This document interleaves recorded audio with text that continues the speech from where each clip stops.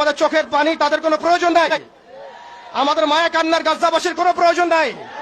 গাজাবাসীর প্রয়োজন অর্থনৈতিক সাপোর্ট, গাজাবাসীর প্রয়োজন সামরিক সাপোর্ট, গাজাবাসীর প্রয়োজন এমন একটা জাইশ, এমন একটা ফোর্স যেটা বাহির থেকে গিয়ে বাইতুল মুকাদ্দাসকে উদ্ধার করবে ইনশাআল্লাহ। আর আপনারা ভবিষ্যৎবাণী শুনে রাখবেন, ইনশাআল্লাহু আযজা ওয়া জাল আল্লাহ রাব্বুল আলামিনের এই বান্দাদের মধ্যেই এমন একটা জাইশ, এমন একটা দল আল্লাহ পাক সৃষ্টি করে দিবেন ইনশাআল্লাহ। যেই দল, যেই জাইশকে পৃথিবীর কোন সেনাবাহিনী থামাতে পারবে না ইনশাআল্লাহ।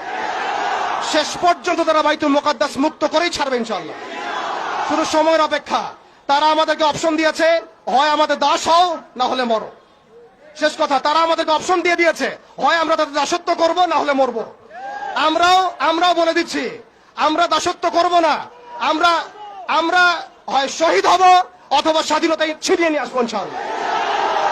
হয় আমরা শহীদ হব না হলে স্বাধীনতা ছিনিয়ে নিয়ে আসবো ইনশাআল্লাহ। আল্লাহ পাক আমাদের বাংলা তাওহীদের জনতাকে কবুল করেন, আমিন।